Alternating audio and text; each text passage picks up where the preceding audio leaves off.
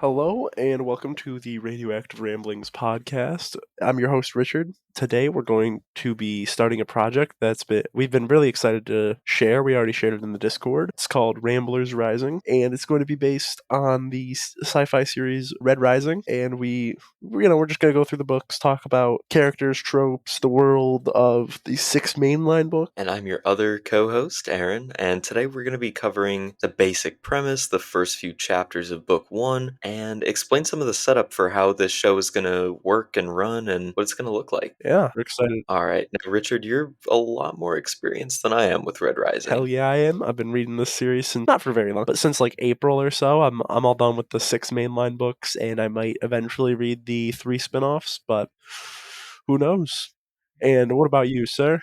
So I'm a lot farther back than I would like to be. I'm through the first book and a half. I'm halfway through the second book, Golden Sun, and so far I'm loving the series, but I've kind of put it on the back burner for now. So it's more of like, we're going to catch up with this series, and then I might be reading it pretty fresh once we get to about halfway through Golden Sun. Yeah, and that'll be good because obviously you've got the point of view of being, you just read the chapter a couple weeks ago, whereas I read it a solid like 6 months ago. We'll definitely have some different viewpoints. I mean, I only read the first book back in August, so it's still pretty fresh in my head, thankfully. Yeah, yeah, and I've been rereading some snippets and stuff just to get ready for this, so it's a little bit in my head, but like it's more just remembering, obviously, than reading it for the first time. So this is a universe that hasn't had any kind of adaptation to film or TV or anything like that. It's just the books, right? There's been talks and rumors, of course, of it getting a show or a movie series, and the one thing I did see this a while ago, and I don't know how true it is because I didn't see it from the author himself, but I saw a post saying that he said in a podcast that he was like guest starring on that he can't talk about it. Which, if that's true, that kind of makes me excited. But we'll have to see where that goes. Have you ever watched The Expanse? I have not. I know that it's a similar like book series, long running, and it got a show or movie or whatever. But I haven't gotten too into it yet. Yeah, I mean, this series kind of reminds me of, I don't know, almost like a Hunger Games infused version of The Expanse. I think like if they were to adapt this series of books into something and they did it in the style of The Expanse, I feel like that would be a really successful series if they were to do it that way. Yeah, my only thing is like they really have to be careful about how they do the razors for our audience. They're a type of sword used in this setting, and they're kind of like a whip almost, and then you can use a button on it to turn it into whatever shape you want. And it's a really cool weapon system. It's just I don't know how they'd do it in live action if they do, without it looking a little goofy. Yeah, it might be like more animate, like they could do an animated series and maybe it would look a little bit more natural that way. But yeah, I think that if they were to adapt this, it would be really popular. I think that it would kind of blow up. Oh, for sure, because you got like the Hunger Games vibes, as you said before, but it's also sci-fi, and it's not too far into the future, and it's well, I guess it is like 1,000 years, but it's also not on the galactic scale. It's really just inside the solar system, which is in my opinion, it's a way more manageable setting. It's a lot more intimate that way. You've got this very Roman Empire-esque feeling solar system where you've got like the frontier places, you've got the major families who control everything.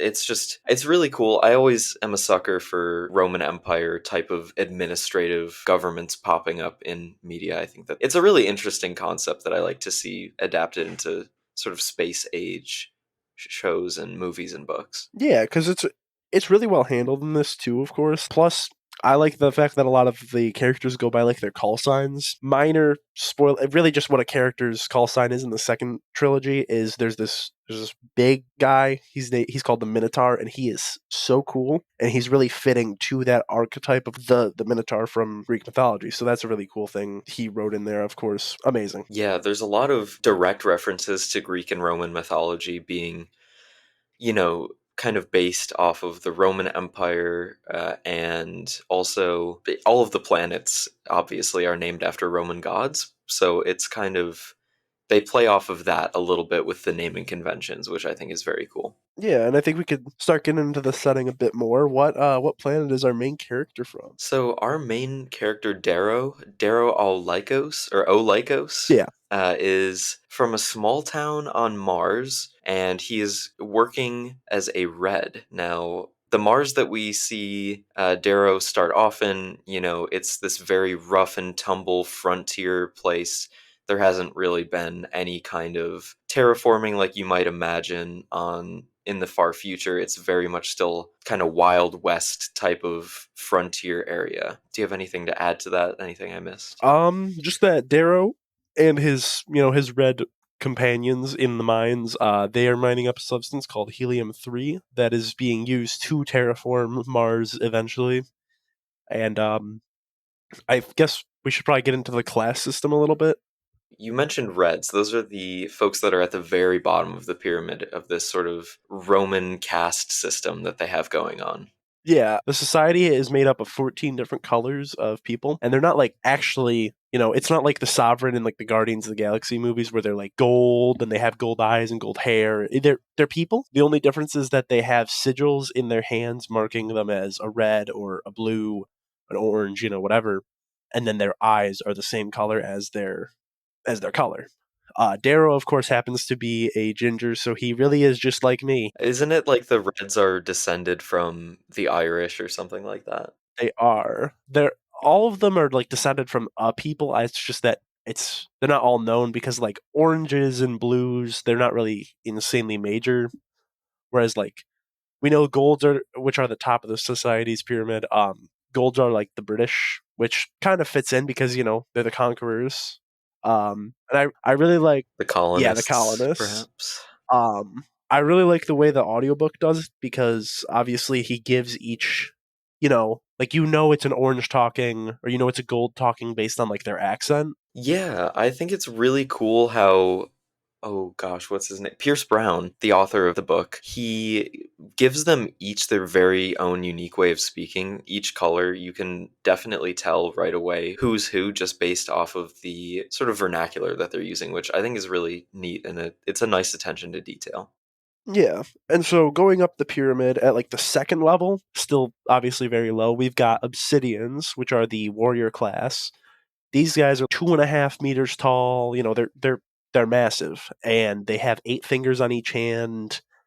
But they're basically reds, except they fight in wars instead of mining. That's about it. And even though they're kind of low on the pyramid, would you say that they have a little bit more respect than a lot of the other low colors? Just, or not even respect, but people are afraid of them, so it kind of garners It them. garners them a bit respect. Yeah, yeah, yeah. And like they are, I don't want to get too far into it because like this is stuff that will get explained later too.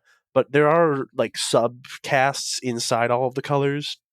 And for obsidians, there's of course just you got your main obsidians, which are Vikings, by the way, space Vikings, really cool. And so the obsidians are there's the normal ones, and then there's the stained, and the stained are vicious slave knights, and they're like lieutenants in gold armies. They're something. They're pretty terrifying. I just got to the part of the second book where you meet one of the Stained for the first time, which I won't spoil any of the details of that, but it's a really scary concept for this trained killer from birth, and it's cool to see that. I was surprised that the Obsidians were so far down in the pyramid just because of how much the Golds rely on them. Yeah, no, they definitely do not care though. They're the golds are fucking assholes, and God, I hate them. Well, most of them, but Yeah. yeah. So then next up in that same level, we've got the Browns, and the Browns aren't really mentioned much in the early books. They're farmers essentially. That's about it. I don't really have anything on them. They're kind of not prominent. Yeah. I think there's been like 3 named Browns in the entire 6 books. And then you've also got in the low colors, the last one is the pinks. It is the pinks, and I personally, I mean, I feel like anyone reading this book series is going to be fucking disgusted by the pinks. Like, just the concept of it. Obviously, not the characters themselves. The characters are amazing, but the pinks are, how do I put this nicely? Sex slaves. Yeah, it's very pretty much any of the low colors which are these categories that we've just talked about, the reds, the pinks, the obsidians, the browns, are it's a caste of slaves. The ones who are at the bottom of the pyramid have no autonomy. They are told exactly what to do and when to do it, and they live in pretty terrible conditions. And that is no different for the pinks, unfortunately. Yeah. Starting with the next tier, we're at like the mid colors now. We've got the Greys. And the Greys are the society's police force. They're normal human sized, pretty much, but they are very dogmatic in their like military service. It's kind of interesting as the books go on. You get a Grey's point of view in the second trilogy, and just a lot of the world building for Greys comes from that, and it's a cool way of showing it, I think. Yeah, they're very like low level villains at the start of the series as well. Obviously, it goes a lot deeper than any one color being villains or heroes or whatever, but the Greys kind of operate in the first few chapters as the bad guys that we see as the representatives for the upper classes in these early chapters. Yeah, now we're nearing like the more specified classes in the society. With they're still mid colors, but they're definitely a bit more important than the Greys. These ones we can kind of just blitz through because they're really not like they do one type of job and that's really it. We've got the Yeah. blues, they're ship captains, pilots, stuff like that. After the blues, we've got the yellows, they're the doctors. We don't really get a specific region, we just kind of get that from them. Next, we have the Greens, and they're kind of like one of the least important classes. They're the programmers, the developers for the technology of the society. Other than that, we don't really see too many Greens throughout the series, right? Yeah, just some minor characters. Next up, same level still, we've got the violets, and they're kind of like genetic masters. Like they create these carved creatures that are, I mean, we would consider them creatures ripped straight out of myth, like giant dragons, stuff like that. Very mythical based. And they're good with gene splicing too, which is a huge part of the society's, why how they're separated actually was just genetic splicing and tinkering. That's kind of crazy. It's some stuff. Yeah. Our final mid to high color we got are the oranges, and they're just like they're the engineers. That's really all they do. Now, the oranges kind of get treated a little bit worse than the other mid colors, right? They're seen as Yeah, a little bit lesser than the other ones. They're sort of the bottom of that classification. they are. The only ones that are like above that are the master craftsmen, and those are like, the architects that build the most beautiful buildings for all of the golds and all that stuff. Still slaves, Yeah, but definitely less like monitored. Less. They have more freedom. Is what I'm getting at on that. that makes sense. Now we're at like the high colors, but still below the golds because, of course, the golds have to reign supreme. Why wouldn't they? We've got silvers, and silvers are just judges. They oversee like duels and stuff to make sure stuff's still fair. Then, nope, I lied. The silvers are the accountants. That's my bad. Oh, they're the account. So they're doing all the financial stuff and are kind of like the businessmen, burger class of the society here. Yeah. And then the whites are the judges that oversee duels and stuff. They've got like some they have like no emotions or something was part of their designing purely so that they're not partial to one group in a judgment. And they're kind of like the religious heads as well. Not that religion is a super big thing, but they fulfill that priest role, right? Yeah. Yeah, definitely. And then we've got the coppers. The coppers also a bit in the financials, but they're like the underlings of the silvers. And then they're also pretty political. Yeah, they're like the general bureaucratic sort of, I don't know, I guess the cogs of a meritocratic society, or Yeah. not even yeah, they're just kind of, or a cog of the bureaucratic society. They're just the Yeah. general administrators. They're the pencil pushers, if you will.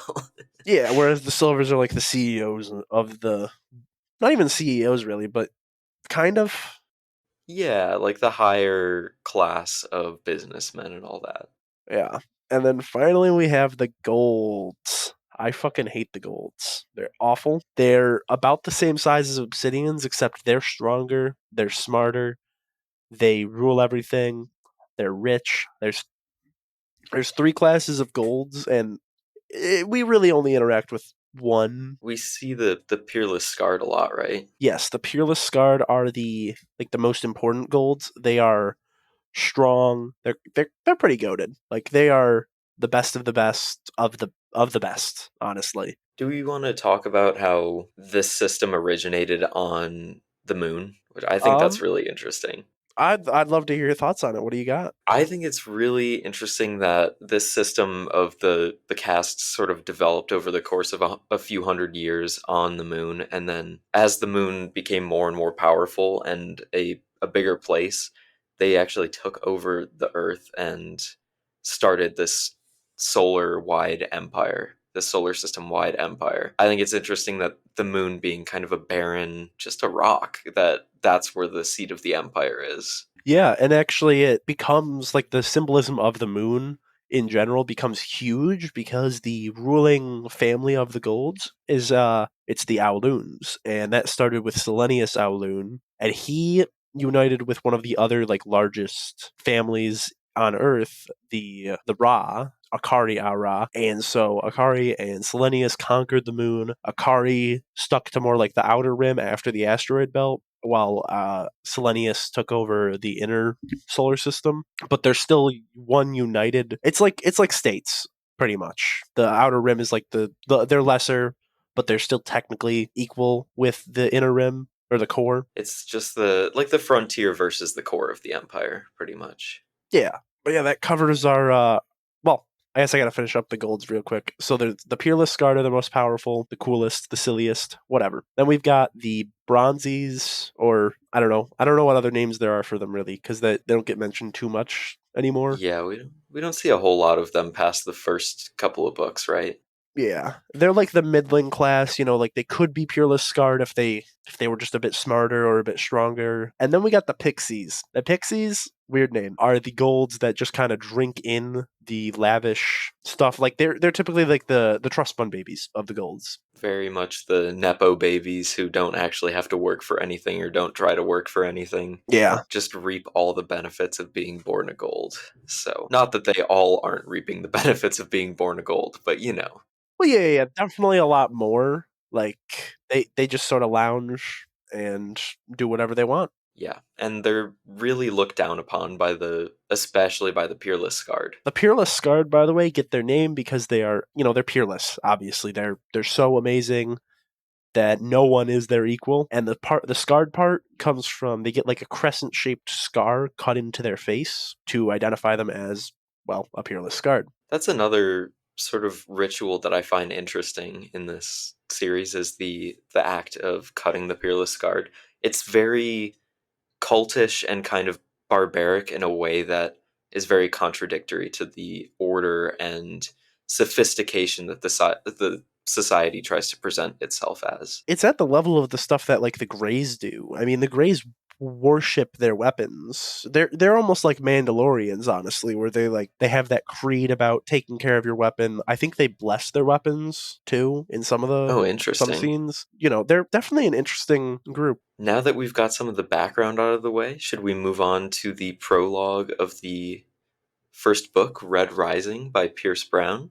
Oh, of course. With this prologue, it's fire. Okay, it starts off with one of my favorite quotes in the series because it does keep coming back, and it comes back at all the right moments, and that is Darrow saying, "I would have lived in peace, but my enemies brought me war." Yeah, that is a banger of a quote, and it's one that reappears over and over again in the series. It's a very central motif of the whole thing, and I mean it's a banger. You can't go wrong with that one. And this scene we get, it's Darrow.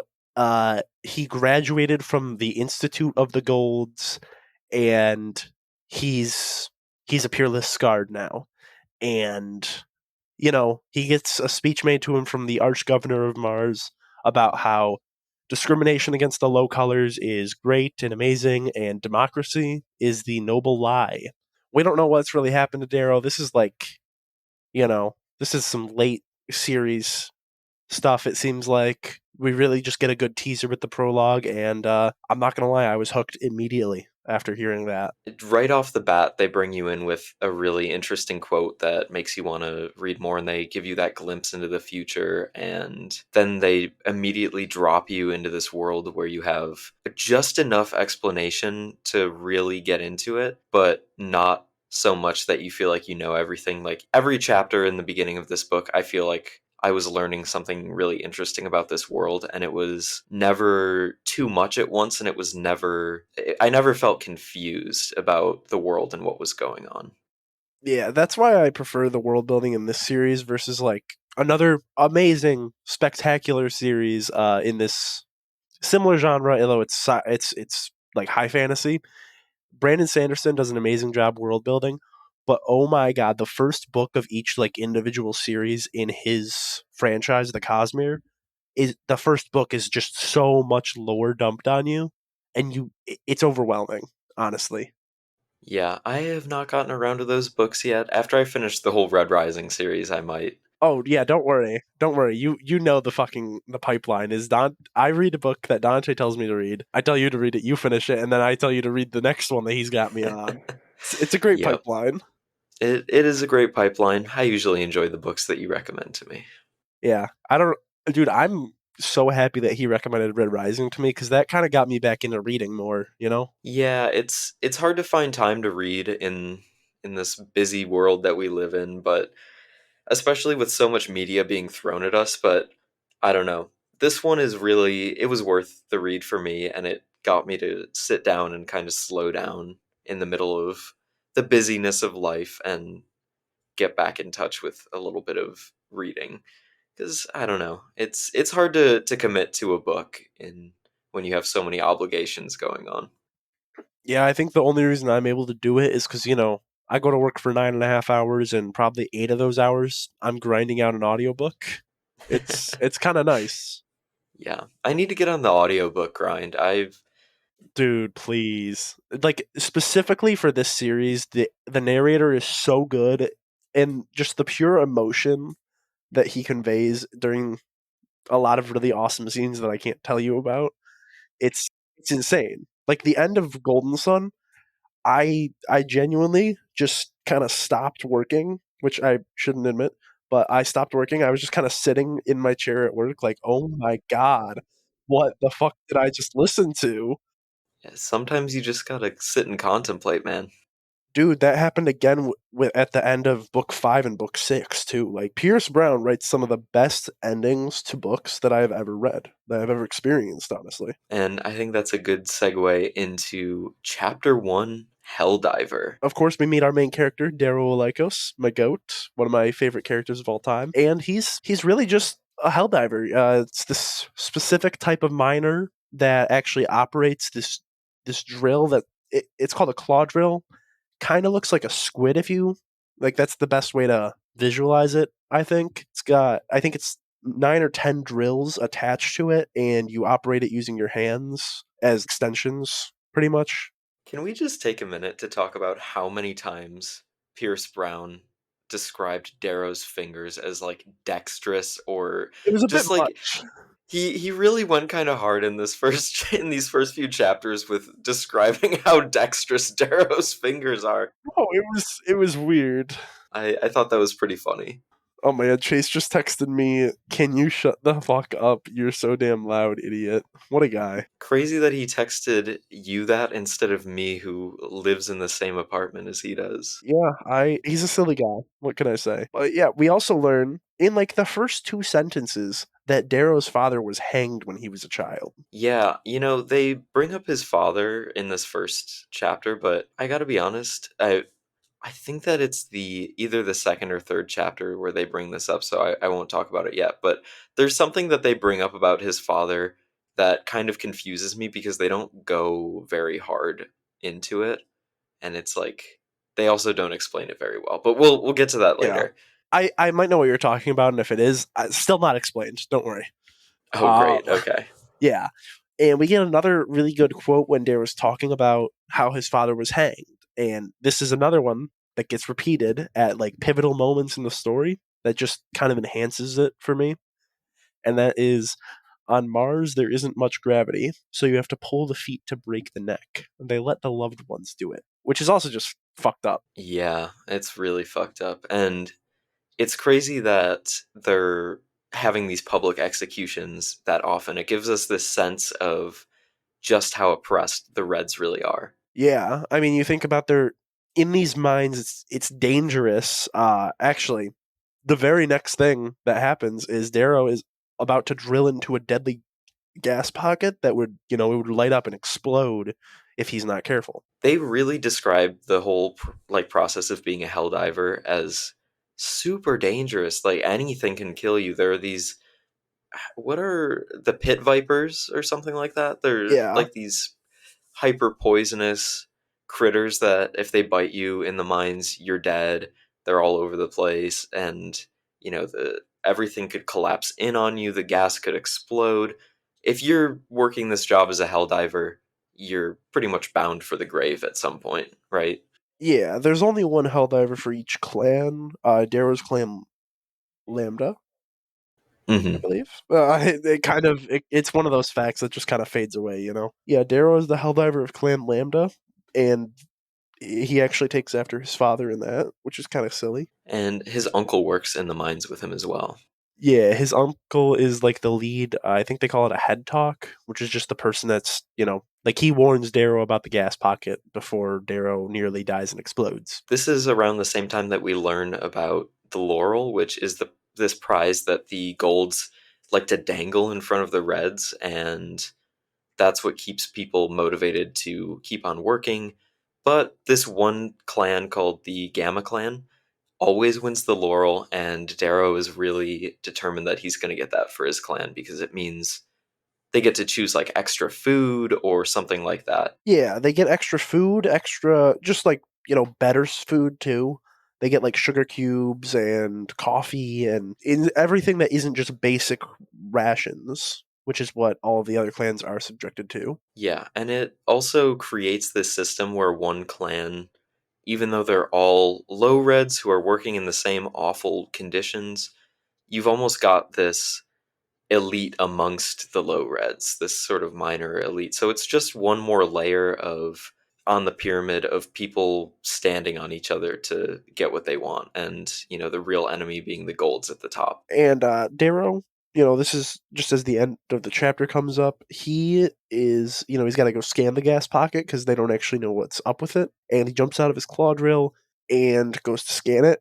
And his suit's bubbling. That's how hot this stuff is. I mean, his suit's meant to take the heat, but it's still his suit almost melts completely. And that's the last thing we get as the chapter ends. Yeah, didn't they also give a detail in this chapter that the people who are Helldivers just like piss in their suit because they can't Oh do yeah, anything else? That's yeah. crazy. Yeah, so Darrow really, really is going through it. He's in like the shit working conditions. We move on to chapter 2, the township. Yeah, and it starts off with Darrow realizing his leg is about to like just kind of evaporate, like burn off. He's done, and he pulls out this little curved blade called a sling blade. Definitely not going to be important later. And he cuts the like strap on his suit or something that was caught. He gets out and he realizes that the gas pocket is okay, so he drills. This is when the clan Lambda that Darrow belongs to and the Gamma clan who always win the laurel, they compare their hauls of the helium gas, and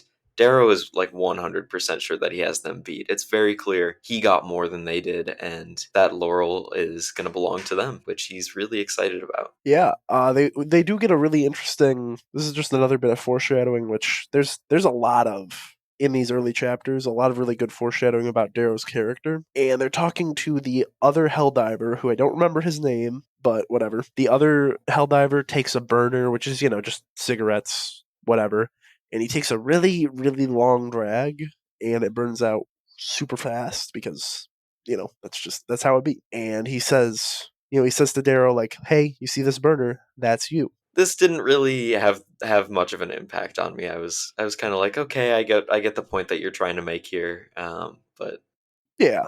Again, different perspectives, of course, and also just different opinions on stuff, which is good. and this is also around the point that we learn that red culture in Lycos is very family oriented, a lot of music and dance going around. And all right, this is where I'm really confused about Darrow's father. Darrow's father, he died because he was hung for performing the forbidden song and dance. This is what I was talking about earlier, where they don't really flesh this out or explain why it's forbidden, or really, I don't know. They just don't give us any details on it, and it Yeah, always reads as kind of just a little on the lazy side to me because they don't explain it at any point in the first book and a half, at least. I thought you were talking about something else. I can give a little bit of insight onto that because it's really in the song. Like once they put out the whole song and like you can read it in the book, that you kind of can understand a bit because it's really just about it's about their religion, but it also has some slight like I don't know rebellious messaging to it, just a Oh, little okay. bit. And the Golds don't want them doing that, obviously, because we need our slaves. Yeah, Because the way it read to me the first time around, it just kind of sounded like he was hung for dancing. And yeah, yeah. that's how they kind of present that information to you. And I was like, okay, so what's the rest of the story here? I get that. We also learned that Darrow's uncle Neryl was the one who actually pulled his father's feet, which just adds another layer of melancholy to it. Yeah, and you see that Uncle Neril is this kind of sad figure who doesn't have much hope anymore and is kind of down in the dumps. After hearing that information, you understand why he is the way he is. Yeah, he's kind of just a shell of his former self now, given everything that he's been through. And now, like, you think about his nephew is one of the cockiest hell divers ever. You know, it's not I'm sure it's not a great feeling after everything else that's happened. There's the a very clear representation of communal pain when it comes to the Reds. Anytime someone gets hung for anything or they're punished, the whole community kind of feels that impact, which I think is an awesome detail and a great characteristic for the Reds. Yeah, no, it's definitely amazing because it also makes them more relatable because where the golds are more like cold, calculated logic, the reds are, they're more based in emotion, and that definitely makes you sympathize with them a lot more. Absolutely. And our hero Darrow, he's married and he's only like 16 years old. Yeah, as they say, old enough to screw, old enough to crew. That's a That's another saying in the crazy mines. quote. Yeah, and they say this to Daryl when he's 13. Oh That's wow. fucked up. That's really fucked up. The only thing that I'll say about that though is that like they do live pretty short lives given the conditions they're in. I would imagine you have to grow up very fast when your life expectancy is probably, I don't know, 50 at most. I'd say like average red death in terms of like working the mines, especially hell divers, is 40. Yeah, you're not living too long. Yeah, so you kind of got to make the most of it. And hell divers are it's even worse than that because you're going down there. You could die any fucking day. Darrow's wife is named Ao, and the two of them have been in love for pretty much their entire lives, even though they're only 16, so that's not too many years, but um, But at the time for them, it's significant, of course. Yeah, right, of course. But in this scene, we see Ao give Darrow a hymanthus blossom, which is it's called a blood blossom, and this was on the night that his father was hanged. And the hymanthus sort of becomes, throughout the series, it evolves to be a symbol of Ao and Darrow's love and also Darrow's connection back to the Red community throughout the series when he's far from them. yeah, and I would also consider it a pretty good symbol of freedom for him. Well, freedom in that it represents something we'll talk about in later chapters that I can't really get into, but it's a good symbol. The Humanithus is one of my favorites. I'm a big fan of that. Yeah, And we also learn about the sovereign of this society, Octavia Aulun, the evil empress, evil sovereign. She addresses the minds of Mars and thanks them for paving the way for future generations. She goes on her speech about how Octavia Loon. She's awful. she's very evil. Yeah, she's evil, and Augustus. Oh my God, why am I blanking on the family name? It's like the most important family in the Nero series, and I'm Au blanking. Augustus. Yes, Nero Augustus. And they're both just these evil, high color golds, and they're the real. When you think of the people at the helm of this oppressive machine, you think of these two characters. Yeah, Octavia's bad, but I would honestly consider Nero to be a way more evil person based on some silly stuff he does. Not silly. I'm lying. It's awful. I agree, because Octavia Alun, even though she's the one at the head of everything, Nero Augustus is a little bit more ruthless, cold, and oppressive on a small scale because he's directly ruling over Mars, which has this high population of reds and low colors that he exploits. Not that Octavia Alun isn't exploiting them, but I feel that, It's more direct with Nero.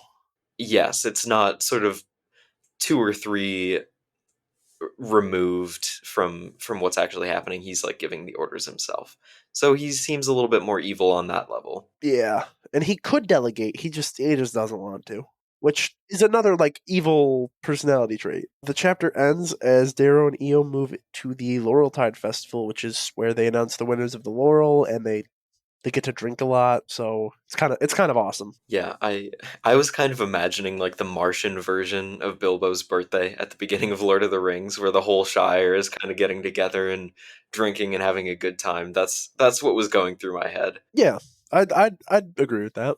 Chapter 3, The Laurel, we learn about a resistance group that strikes at what they consider gold oppression, and these are appropriately named the Sons of Ares. They're on Mars, so the Sons of Ares, it's this It's counterculture flipped. type of Yeah, thing. I Yeah. like that. And then of course their leader is another one of my favorite characters because I really just can't pick is Ares. Ares is a phenomenal character once we get to meet him. Yeah, I mean, and we get through quite a lot of uh, chapterage before we ever meet Ares. Yeah, I don't even think you've met Ares. No, I definitely haven't. That's why I was like, we'd certainly go through a lot before we get to it because I haven't even gotten there yet. But I'm sorry, Darrow talks to Ao, his beloved, and talks to her, just saying very romantic and sweet things like how she could be a gold in his eyes. And then we learn about this whole Dancers Rebellion, which is what I was talking about earlier, where Darrow's father was one of the 9 people executed for performing the forbidden dance in this Dancers' Rebellion, which was an act of civic unrest and rebellion by these Reds. Yeah, and at this party festival, whatever you want to call it, Darrow and his other family members all, they're super optimistic about the Laurel. It's when you buy a lottery ticket. They're like, "Oh, I'm gonna do this with this, and I'm gonna get this, and we're gonna have a fun time doing this stuff together." Blah blah blah blah blah. It's very reminiscent of like one of those conversations. Very much so. And this is when the copper mine overseer makes a really condescending speech to the Reds of Lycos and announces that once again, the Gamma clan are the actual winners of the Laurel yet again. And this is where Darrow kind of realizes it's rigged. You can't win. The Yeah, system that's in place is what's in place, and there's no beating these people who are already in power. and it's really interesting because it's of course, it's a gold tactic to keep them divided so that they don't realize, like, hey, wait a minute, we're all being treated like shit. What's up with that? Yeah, because now you have this Gamma clan who, even though they're just as oppressed, they have this slightly more prestigious air about them, and they think that they are almost like the leaders and they're the big shots among the Reds. It's just really unfortunate to see that division between people who should be banding together because, again, on the other side of that coin, you've got Darrow's clan, who now, instead of resenting the Golds for this, they're going to resent the Gamma clan. That conflict does make it pretty far into the series. I mean, it's still around during like book 5, not really book 6, but there's reasons for that. Yeah, I mean, there's just always that division among them, and there's this concept throughout the whole series of misdirected resentment and anger, being mad at the wrong people. Yeah, and that theme persists in a few different ways. Obviously we've got how we're seeing it now, but there's a few different examples of it throughout the series that are amazing, and I'm excited to talk about them when we do get there. And I think that wraps up the third chapter, The Laurel. I mean, I think that as far as starting off this book, there's so much world building that's done and so much context that we're given for the way this world works and kind of what the vibe is of how oppressed our main character's class is, and it just really makes you want to read more and see what happens because they could go in so many directions from here. I mean, I'm hoping you agree, but of course, the direction that they do choose to go in is phenomenal. It makes for a really epic story. There's a lot of cool characters that we get to meet along the way. It does, and I will say something that surprised me about this series. It went in a way that was really different from how I thought it was going to go in the best possible way. They really subverted my expectations based on what I had heard about this book and, how it started off with Darrow in the position that he was in. They just went in a direction that I think is really interesting and was a brave choice.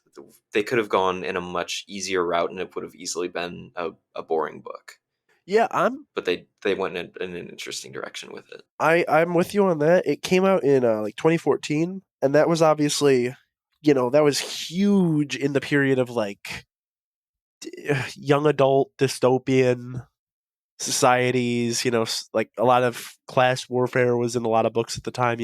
Obviously you get Hunger Games, and I feel like there were just a lot of offshoots of that genre that were There generic. were too many to comprehend. Yeah, and I felt like a lot of those were kind of generic. And if I had read this book at the time, I think I definitely would have stuck around as each book was coming out. I mean, that's what Dante did. Is he read it in like 2015, bought Golden Sun as soon as it came out, and just was hooked, kept going. I would not have been able to take it though, given some of the cliffhangers. Yeah, I mean, these books really do have some of the craziest cliffhangers ever. Even from chapter to chapter, you feel like, oh my god, I need to see what happens next. I can't leave it on this. Yeah, And I think I read the first book, Red Rising, in God, I think I read it in like a week or even less. I yeah. was just sitting at my job at my desk job with nothing else to do and was reading that over the summer and it was so good. Yeah, I remember you texted me. It was like a Friday and a Saturday. You texted me and you were at one point like halfway through the book, and then you texted me Saturday night and you were like, I just finished it. That was a great ending. Holy shit. Like, No, I really banged that one out and then for Golden Sun I yeah,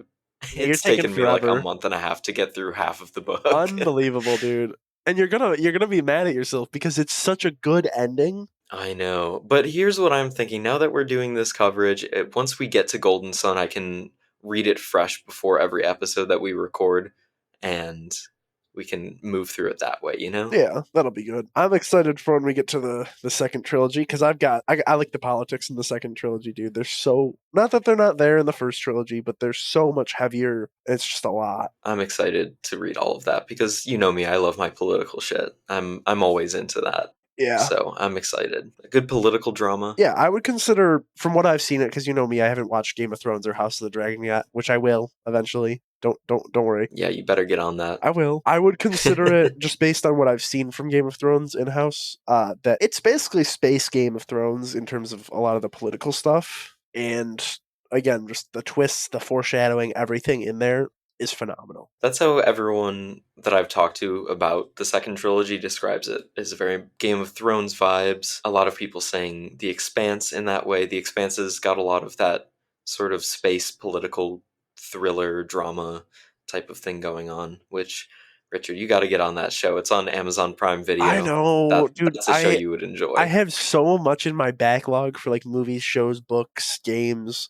I'm missing categories, but everything. I'm Once I finish the current Stormlight run, because they've only got 4 books of Stormlight out right now. Then I'll start another series because I can handle. I'm kind of at my limit right now on shows to watch and books to read. Yeah, I mean, going back to our Bethesda Game Studios roots, Starfield is something that is really similar to The Expanse. So if you enjoyed that, you would probably like it. Yeah, no, I definitely enjoyed Starfield once I actually got it to fucking work. And before we wrap things up today, do you have anything else that you want to add about these 3 chapters? I don't. I'm happy though that we can do this series, and we might extend it to like 4 or 5 chapters in future episodes. And we'll see. We'll play it by ear. Yeah, I think it just depends on the length of each chapter and like how much information we need to do about each one. But I also think that it depends on where the natural start and end points of whatever arc that's about, because the first 3 chapters are kind of dealing with the Laurel and the background information. So splitting it up based on kind of story arc might be a good idea as well. Oh, for sure. That being said, Richard, do you want to tell people how they can get in contact with us? Yeah, of course. First off, of course, we just want to say thank you for listening to our new episode of Radioactive Rambling and this new sub series that we're doing. We'd obviously love you guys to be a part of the conversation, and please send us feedback. We've got a few different ways with our email, radioactive at thelorehounds.com. We, of course, have a Discord channel set up in the Lorehounds Discord called Radioactive Ramblings, where you can send us messages, chat about the show, talk with other listeners, all sorts of fun stuff like that. We also have a contact form, or you can leave us a voicemail at thelorehounds.com. And we are on Twitter or X at Radioactive141. Just leave us a rating on Apple Podcasts or Spotify if you get a chance. We'd really appreciate it. It just kind of helps expand our channel. And we really want your feedback on this. We want to make this kind of a book club type of deal. So grab yourself a copy of Red Rising and read along with us. That would be the best way to kind of engage with this podcast. Let us know your thoughts. Every week we'll try to get you guys our chapter schedule so that you can keep up with where we're at with the podcast. And yeah, before we go, I just wanted to thank you guys for listening and let you know that we are proud members of the Barovian Podcasting Network, which is run by the Lorehounds. The Lorehounds are currently covering the Rings of Power, and that was where they got their start, and it's awesome to see them back at it. And there's a lot of affiliates just like us that are a part of the Barovian Broadcasting Network, and among those shows are Rings and Rituals, Will Shift Dust, Properly Howard Movie Review, Severance Podcast, the Star Wars Canon Timeline Podcast, and the newest affiliate podcast, Never Mind the Music, which is doing really well. It's an awesome podcast. So go check all of those out. And once again, thank you all for joining us, and we'll see you in the next episode.